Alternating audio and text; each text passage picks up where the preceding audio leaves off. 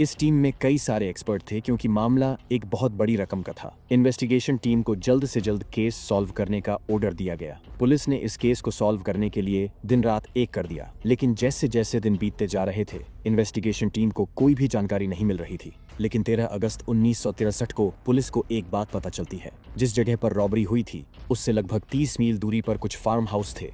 उस इलाके में रहने वाले एक शख्स ने पुलिस को ये जानकारी दी कि इस इलाके में पिछले कई दिनों से कई गाड़ियों का आना जाना हो रहा है। पहले वो इलाका शांत था और वहां पर गाड़ियां नहीं आती थीं। जैसे ये बात पुलिस को पता चलती है तो पुलिस की टीम तुरंत उस जगह पर पहुंचती है और एक फार्म हाउस पर जाती है। वहां पर पुलिस को 20 बॉक्स मिलते हैं, लेकिन वो सभी बॉक्स खाली थे, उनके अंदर पैसे नहीं थे। पुलिस ने वहां पर कुछ टाइम इन्वेस्टिगेशन की, वहां पर जितने भी फिंगरप्रिंट थे उनको ले लिया। उसके बाद कई दिनों तक इस केस की इन्वेस्टिगेशन चलती रहती है, पर कुछ ही दिनों के बाद पता चलता है कि एक शख्स जो पहले से फूल बेचता था वो उस इलाके के फार्म हाउस में कई बार गया था। अब पुलिस उस तक पहुंच जाती है और उसे अरेस्ट करती है। उसके जो फिंगरप्रिंट थे वो उन फिंगरप्रिंट से मैच हो जाते हैं जो उस दिन पुलिस को फार्म हाउस पर मिले थे। पुलिस को पता चल चुका था कि ये शख्स उस रॉबरी में शामिल था। पुलिस ने उससे पूछताछ करना स्टार्ट किया और कुछ ही दिनों के बाद पुलिस लगभग 10 दिनों के अंदर उन 12 लोगों तक पहुंच गई जिन्होंने इस रॉबरी को अंजाम दिया था। सभी को अरेस्ट कर लिया गया।